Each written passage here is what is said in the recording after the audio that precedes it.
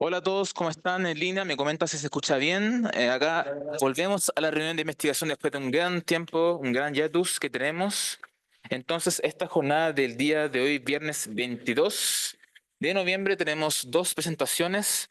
Partiríamos principalmente con el grupo de acceso extremo, de Extreme Access, en que nos presentarán los avances del CIDEX.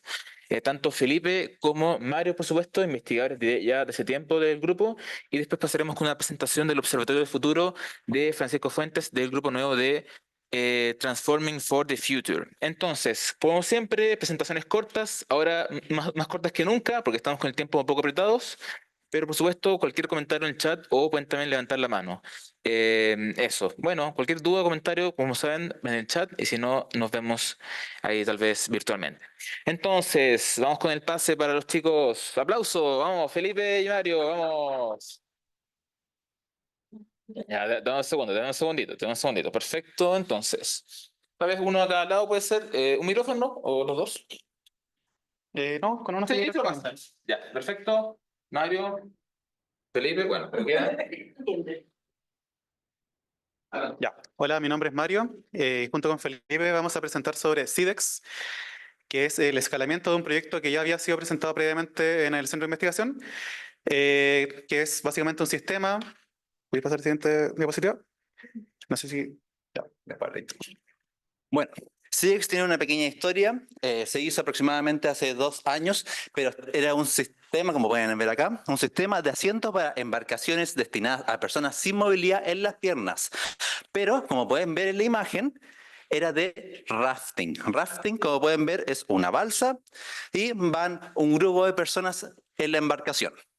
Esto tuvo, no solamente se hizo el proyecto, también se sacó una patente. Como pueden ver, lo tienen. No se va a ver. Acá.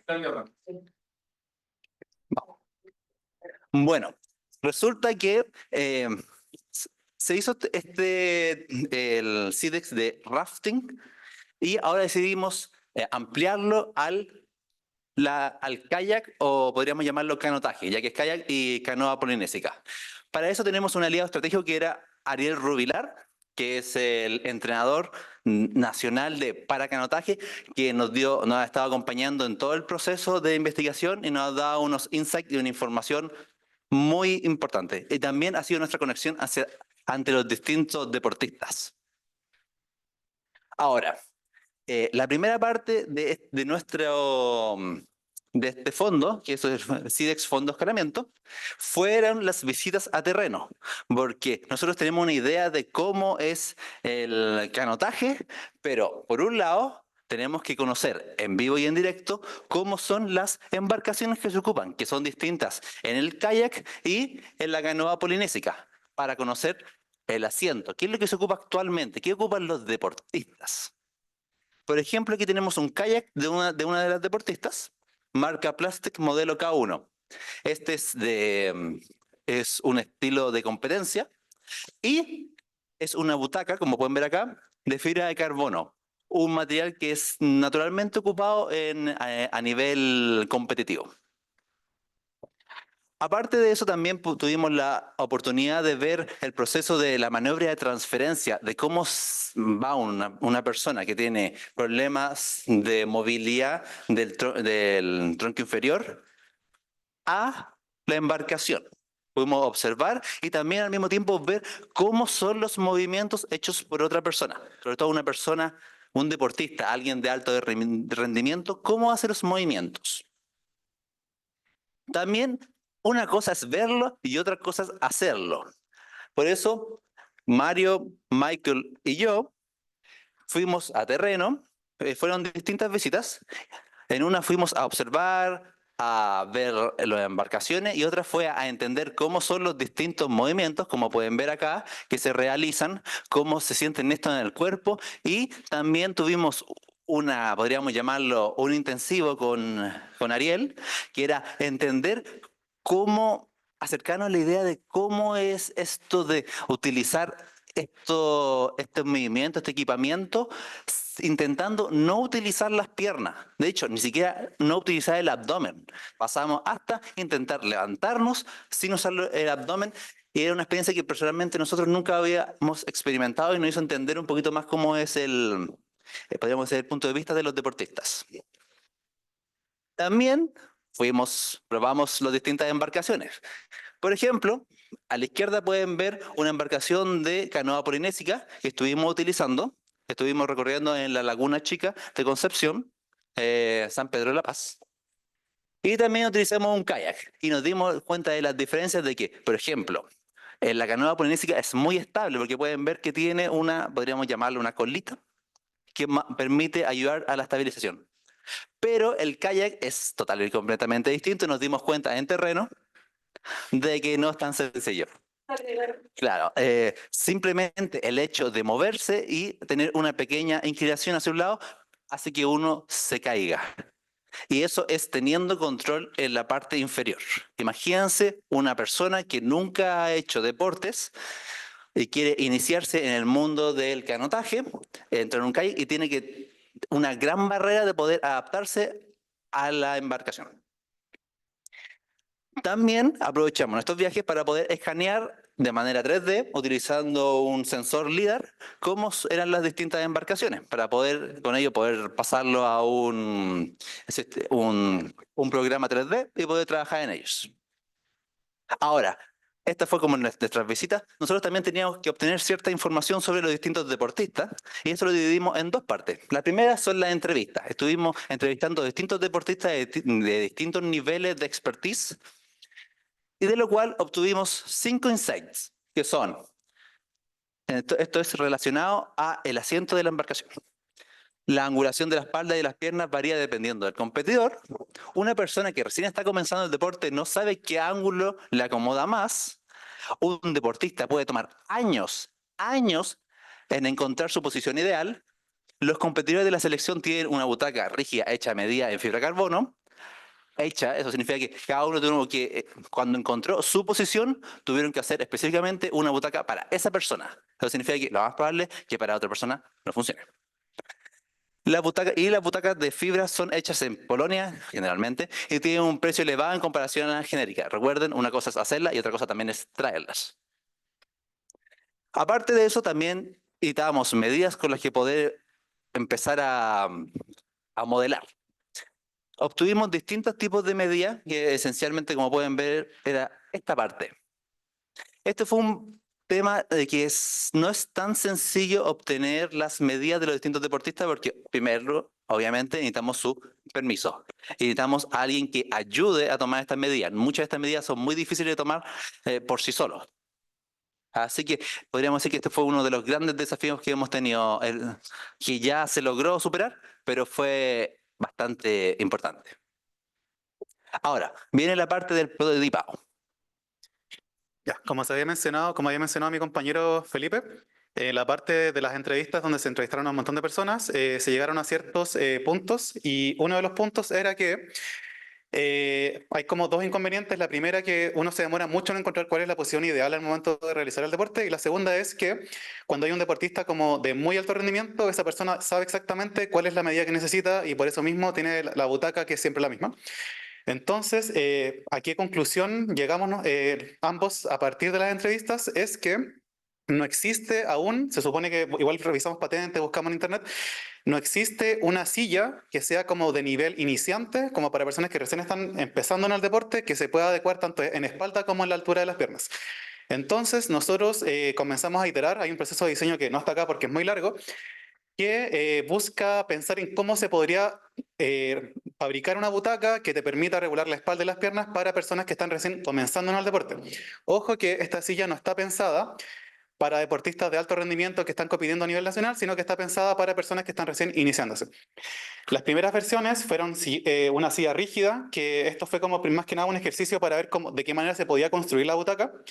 La segunda iteración fue una versión que, aparte de la butaca rígida, tenía una zona que alojaba lo que es la espalda y al mismo tiempo también podía regular la angulación de las piernas.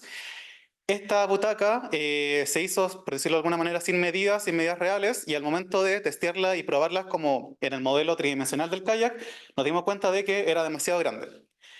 Después de tener unos primeros esbozos de lo que iba a ser la butaca, hicimos validaciones con usuarios reales que son personas que se dedicaban tanto profesionalmente o personas que habían realizado calles de manera turística quizás, y nos dieron mucha retroalimentación de los primeros diseños que habíamos tenido. Una de las primeras retroalimentaciones tenía que ver con el ángulo de giro. Nos preguntaron si el ángulo que estaba como determinado por la butaca era un ángulo que estaba estudiado de alguna manera. Nosotros habíamos ocupado angulaciones que tenían que ver con una silla normal, que son, si no me equivoco, entre 10 y 15 grados hacia atrás. Y hacia adelante también, la misma medida hacia adelante. Una de las retroalimentaciones que nos dieron era que si nosotros podíamos hacer que la silla no tuviera ángulos fijos, sino que fuera un ángulo variable, que eso igual se incluyó en el modelo final, que tuviera una pequeña ranura donde se pudiera pivotear lo que es el respaldo, igual que adelante. Otra segunda corrección fue el hecho de que la butaca era paralela en los contornos que tiene la silla, que eso hacía que la persona quizás al momento de subirse pudiera irse o hacia adelante o hacia atrás porque no tenía algo que te afirmara en el movimiento hacia adelante, por lo que se decidió modificar la forma, que ahora ya no es paralela, sino que es una especie de trapezoide que se achica a medida que avanza. También se elevó lo que es el respaldo porque, o sea, perdón, se disminuyó un poco, perdón, lo que era el respaldo porque nosotros no habíamos considerado la altura que hay entre los glúteos y la escápula.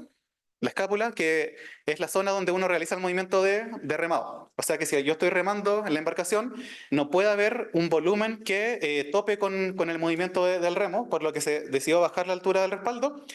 Y por último, también se decidió adelantar la pieza que aloja las piernas porque estaba haciendo interferencia con el muslo, como que en el fondo el final de la silla estaba como topando con la articulación a la que llega el muslo. Entonces se decidió tirar un poco hacia adelante. Ahora, la versión final de la butaca tomó en consideración todo lo que habíamos hablado antes, o sea, pero esta es como esta es la versión final. Se achicó, perdón, la parte de las piernas, se disminuyó la altura del respaldo. También se redondearon las esquinas y esto cabe efectivamente en lo que es el modelo tridimensional del kayak. El kayak que nosotros elegimos es uno de los que mostró el Felipe al principio, que es un Plastex, que es como el kayak que ocupa la selección, y ocupamos el modelo más pequeño pensando en que esta butaca cupiese en el más chico y al mismo tiempo, por ende, el más grande. ¿Cuál es la gracia de la butaca? Es que el respaldo se puede angular, entonces uno puede ir jugando un poco con qué medida va a tener la butaca, asimismo también con la altura de las piernas. Esto, como había mencionado al principio, es para personas que se están recién iniciando en el deporte. Esto no tiene un uso a nivel profesional, es solamente para personas que están empezando y no saben muy bien cuál es la medida perfecta que debería tener la butaca, valga la redundancia. También mencionar más adelante que esto tiene que ver con el molde que lo están trabajando en Conce, ya a diferencia del proyecto original, el SIDEX que se trabajó el 2022 es una butaca de fibra de vidrio, si no me equivoco, de carbono, que se compra, es una butaca comercial que uno manda a pedir afuera. Nosotros ahora mismo estamos trabajando con Michael de Conce, que él está haciendo el molde y está haciendo la butaca en fibra de carbono. Entonces, ¿cuál es la diferencia con la butaca original? Es que nosotros tenemos el completo control de lo que es la forma de la butaca. Nosotros decidimos cuál va a ser la altura, cuál va a ser el ancho, cuál va a ser la angulación que va a tener. Entonces, nosotros tenemos pleno control sobre todo lo que se está trabajando. Esto va a estar hecho en fibra de carbono de 3 milímetros.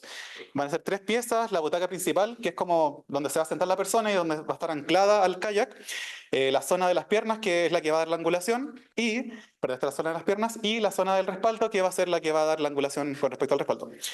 Esto, como había mencionado Felipe también, varía mucho entre competidores. Hay competidores que decían tener el respaldo en ángulo de ataque, o sea, hacia adelante. Hay competidores que decían tener esto hacia atrás un poco más relajado. Lo mismo con las piernas. Entonces ahí uno tiene como la posibilidad de elegir cuál es la mejor manera de angular la silla. Y por último, mostrar el molde que, como había mencionado, ya se está trabajando en Conce. Esto debería estar listo el próximo mes, aproximadamente. Y después de tener el molde terminado, se van a hacer los acabados, se va a terminar la parte textil, que es como la espuma que va a estar entre la butaca y el usuario, y esto se va a testear en terreno. No sé si Felipe tiene algo más que complementar. No, solamente, tal vez no lo mencionamos tanto, pero aparte de nosotros también está Michael Reyes que estuvo casi todo no casi todo el proyecto junto con nosotros trabajando desde concepción y también agradecer a las ayudantes de terapia ocupacional que también estuvieron con nosotros, Emilia y Josefa. Gracias. Tres. Muchas gracias. Muchas gracias. ¿Hay preguntas? Tenemos espacio para 2 preguntas. Vamos. Ya. Creo que no entendí si al final va a ser usado para personas con discapacidad o no. ¿Cómo? Que si es usado para personas con discapacidad o para personas que están iniciándose en el deporte. No, o sea, está pensado para personas que se están iniciando en el deporte que tengan algún tipo de situación de discapacidad del tronco inferior. En general puede ser, por ejemplo, si tiene una lesión medular, lo más probable, digamos, relativamente alta, puede que no tenga ningún tipo de control de aquí hacia abajo. Ujú. Está pensado para todo ese tipo de personas. Planeamos nuestro enfoque fue ir por la lesión más alta posible que podíamos hacer, para así después las que son de nivel más bajo son menos complicadas. Así que vamos por lo más complicado y lo demás entra dentro de. Ujú. Pero y potencialmente podría servirle para personas que están recién iniciándose, que no tengan discapacidad. Eh, No estoy seguro, ¿puedo responder esa pregunta? Ya. No estoy seguro porque al momento como de pensar la butaca tiene unas medidas, que las medidas no es la medida exacta de la persona porque nosotros siempre pensamos en máximos. La butaca tiene el máximo espacio que puede caber en el kayak y lo que va en el interior, que es la parte textil, que es la espuma, que acá no está como mencionada porque se está trabajando. Es lo que le da, perdón, es lo que le da como el sustento a la persona que va encima de la butaca. Ahora, las personas que no tienen, que tienen o lesión medular o no tienen movimiento de la cintura hacia abajo, en general tienen menos musculatura en las piernas y por ende caben de mejor forma en esta butaca que igual es pequeña, es muy pequeña. Una butaca, no la mostramos, pero una butaca que para personas que sí tienen control de tronco es no tan alta, no tiene como las paredes que sujetan los glúteos y las piernas, sino que es una butaca más plana. Entonces, respondiendo a la pregunta, no estoy seguro si le sirve a una persona que no tenga lesión medular porque el espacio que hay es mucho menor que el de una butaca normal. Tendría que ser bastante delgado. Sí. Ya, pregunta por ella. Consulta, con respecto al material del asiento, ¿tiene que ser fibra de carbono o pueden buscar otro? ¿Por qué como que quieren repetir el mismo material? ¿Respondo yo? Ya. Ya. Inicialmente, o sea, se supone que la butaca final va a ser en fibra de carbono porque es el material más ocupado, que se ocupa ya por la selección, es un material que tiene es muy rígido y al mismo tiempo es flexible como en el movimiento, es un material muy duradero. Pero la primera versión de la butaca, que va a ser como lo primero que va a salir del molde, va a ser una versión en fibra de vidrio. Y la decisión del material es porque ya existen butacas y las butacas de competición ocupan el mismo material. Entonces, como por eso mismo se tomó la decisión. Ya, pero si, consulta nada más, pero si ustedes no quieren hacer una para competición, sino para alguien que inicia, ¿tiene que tener esas características de fibra de carbono? Es que en general el concepto de la fibra de carbono es que resistente, ligero, y si es utilizado para competencia, ciertamente va a servir para una iniciación y es importante pensar la idea de que uno tiene que intentar buscar la mayor resistencia porque si, por ejemplo, digamos, en una situación hipotética, se rompiera y la persona cayera, eso es mucho más peligroso que una persona que tiene control de pierna. Ujú. Hay que evitar lo que más se pueda, es que se puedan volcar, Es como el CIDES, como el CIEX. Ya. es original. Porque está pensado en ríos nivel como 7, no me acuerdo. Sí. Y uno siempre tiene que apuntar al mayor nivel, la mayor seguridad.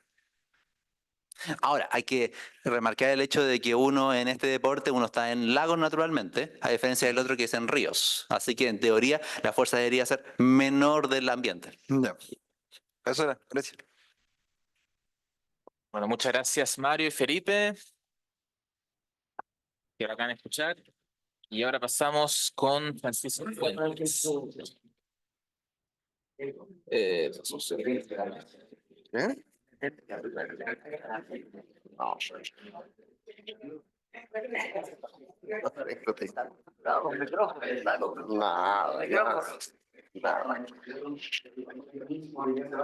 Pero ahí se escucha, pues, ¿no?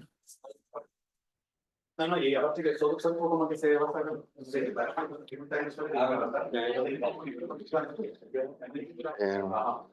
¿Vos estás sentado, José? Ya, Pancho. Sí, puedes estar sentado si quieres. ¿Sí? Adelante. Ya. Eh, la idea es poder presentar hoy día lo que estamos trabajando para la creación del Observatorio de Futuro, desde el Laboratorio de Transformación para el Futuro. Y esto un poco de contexto general. Está la creación del Observatorio de Futuro, pero lo que no podemos observar es el futuro. ¿Ya? Y no se puede observar por varias razones, ¿ya? Y esa es la dificultad. Porque los futuros son múltiples. Para atrás es fácil observarlo. Sabemos que no son una línea, que hay acontecimientos distintos que van sucediendo y van de alguna manera configurando, ¿cierto?, la historia, el tiempo. Pero hacia adelante no es un continuo, es un discontinuo y no sabemos cómo va a ser exactamente. Entonces, la creación de observatorios de futuro parte con la primera gran dificultad, que es que no lo podemos observar. ¿Ya? Y para eso nosotros partimos desde algunas metodologías y algunas observaciones, algunos puntos de vista de donde nos paramos.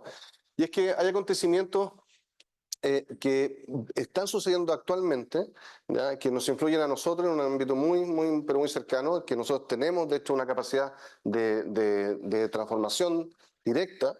Y hay algunos acontecimientos que básicamente tenemos que jugar con ellos, ¿no? Hay algunos que son del entorno inmediato y algunos de un entorno global. Pero la idea se centra en que mientras mejor sea nuestra capacidad de leer nuestro entorno, ya sea el más cercano o el más lejano, realmente vamos a poder generar una mejor visión. Y esa visión que generamos de aquello que nos está aconteciendo, está sucediendo, nos permite proyectar de mejor manera qué es lo que nosotros pudiésemos llegar a enfrentar. Y eso finalmente se transforma en un poder de transformación, que es lo que busca el laboratorio. Es poder observar, discutir y tener un análisis crítico acerca de que aquello que está aconteciendo o se proyecta que pudiese acontecer, queremos que suceda, o sea, queremos apoyarlo, o más bien queremos discutirlo y queremos frenarlo, ¿no? O más bien cómo es que nosotros podríamos llegar a enfrentarnos en caso de no poder generar una influencia sobre él. Por tanto, lo que estamos hablando es de el observatorio y el fin final, es poder generar una visión que nos empodere para poder generar una estrategia. Ahora, ¿cómo se hace esto del observatorio? Bueno, nosotros estamos trabajando, siempre esto tiene dos pilares, ¿no? Una visión un poco más cualitativa y una más un poco cuantitativa. De hecho, hay dos vertientes, ¿cierto? Una más gringa, la cuantitativa, ¿cierto? Y una un poco más francesa, que es la cualitativa. Nosotros en este minuto estamos muy enfocados en lo cuantitativo para lo que es el observatorio. Lo cualitativo lo estamos postergando, hemos tenido experiencia ya al respecto, por tanto nos queremos centrar en lo cuantitativo para detectar básicamente tendencias, que es básicamente aquello que está generándose, instalándose en el panorama, las señales, que son aquellas cosas que son evidencias concretas de que hay algo que está sucediendo, ¿ya? Y particularmente los cambios, qué es lo que se está transformando, para qué es lo que se proyecta realmente como transformación hacia el futuro. Actualmente hemos revisado fuentes oficiales, hemos detectado, hicimos una categorización inicial para poder acceder a organizaciones, agencias, publicaciones, bases de datos, publicación científica, fondos de investigación, consultoría, medios de comunicación, y etcétera, líderes de opinión, por cierto, y think tank, y tenemos 421 fuentes identificadas. Que han sido recolectadas. Y de fuentes de nicho tenemos 294 identificadas actualmente. Esto nos da un panorama general, ¿cierto?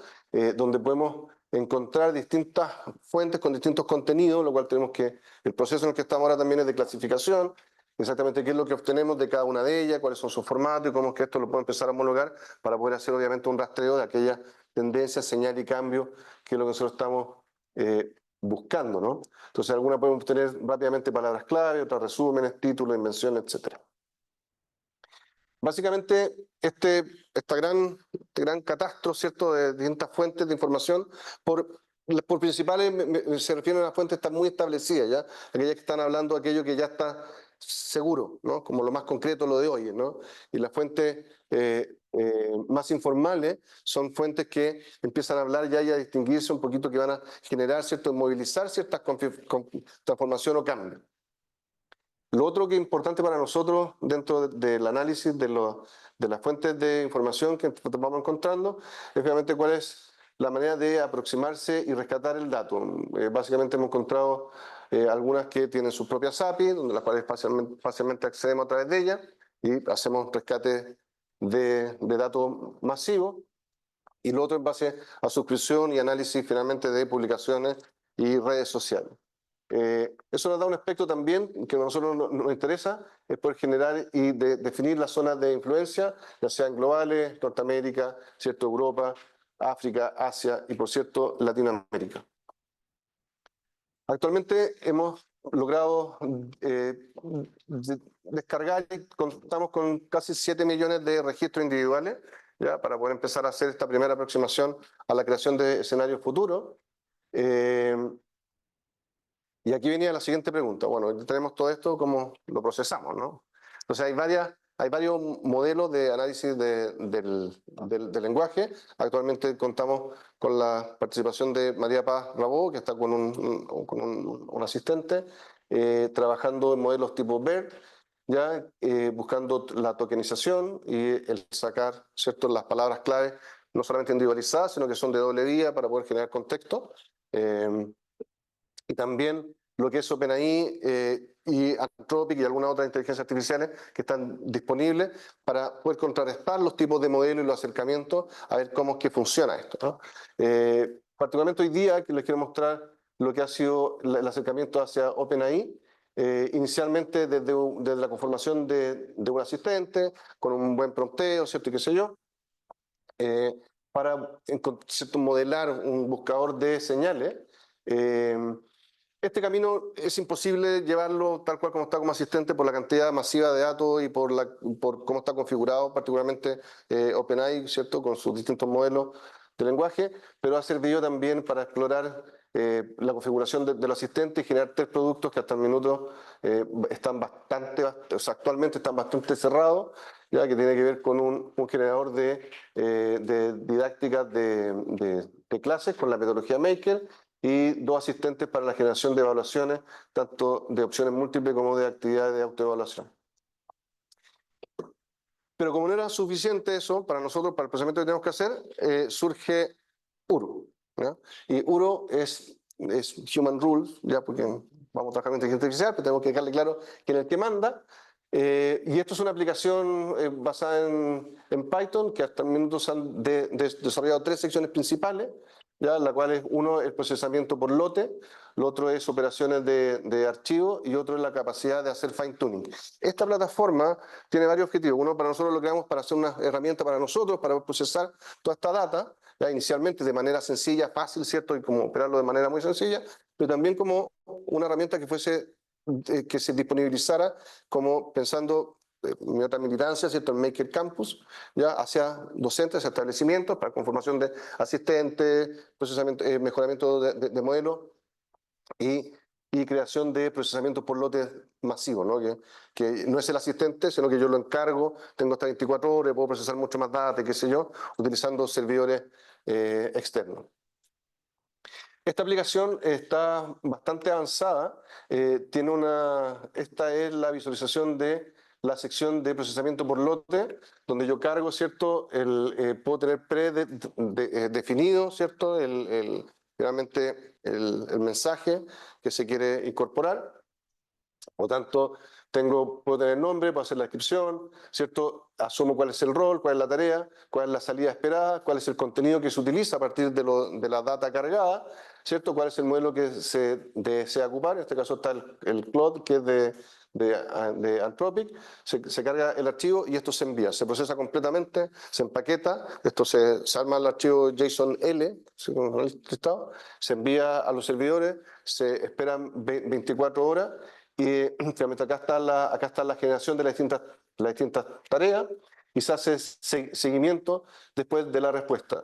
Si es que se verifica los límites, ¿cierto?, de los procesamientos y se hace seguimiento cuando ya está listo.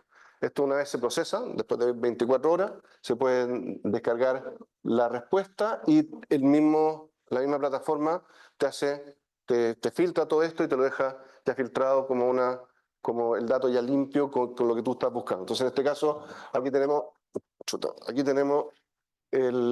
lo observado, en este caso se intuyó en la aplicación para que diera el formato de qué es lo observado, cuál es el impacto y cuáles son las palabras clave, más el año de una serie de papers que se enviaron, resumen título. Inicialmente se obtuvieron palabras clave, pero se está buscando refinar el modelo, por tanto se armó otra sección que permite hacer fine tuning de forma bastante rápida. Entonces se hace un muestreo. Nosotros actualmente estamos trabajando con 2014 registros para hacer un primer fine tuning ya, de lo que es el modelo y sacar nuestro propio modelo de búsqueda de palabras clave. Y también generamos una sección que habilita y facilita la adaptación y personalización de un modelo. Esto también voy comentando porque sé que lo necesita. La verdad que es bastante sencillo de aplicar y hacer funcionar. Los pasos siguientes son poder trabajar también con ciertas automatizaciones que se junten con esta aplicación y poder hacer lo que son las salidas, ¿cierto? Finales como resultado. Y sobre todo pensando en, para nosotros, lo fundamental que es revisar toda la suscripción a newsletter, ¿no? Y publicación en redes sociales. Entonces, finalmente, como que esto pasa por la inteligencia que nosotros estamos creando y salen los archivos JSON que son procesados posteriormente por nuestros modelos personalizados. El paso siguiente es básicamente poder tomar, ¿cierto?, estos keywords y poder situarlos. Nosotros tenemos información desde el 2013 hasta el 2023. Ese es nuestro rango de 20 años, la información que nosotros estamos sacando. Entonces, ver cuál es el comportamiento de las distintas tendencias, ¿cierto?, señales y cambios que estamos viendo y trabajar, ¿cierto?, buscando cuáles son los crecimientos exponenciales, cíclicos y también de quiebres con la curva S, ¿ya? Y de ahí poder sacar, entendiendo que esto no es como la más repetida, ¿no? La más repetida uno podría decir, ok, está haciendo tendencia, pero lo que uno también quiere observar son los quiebres y las nuevas apariciones, las apariciones esporádicas. Y eso es lo que se junta después con un proceso mucho más cualitativo, ya de análisis de expertos, que involucra ahí a todos los que trabajan en el centro, ya para poder ir conformando estas observaciones de lo que es el futuro. Eso. Gracias.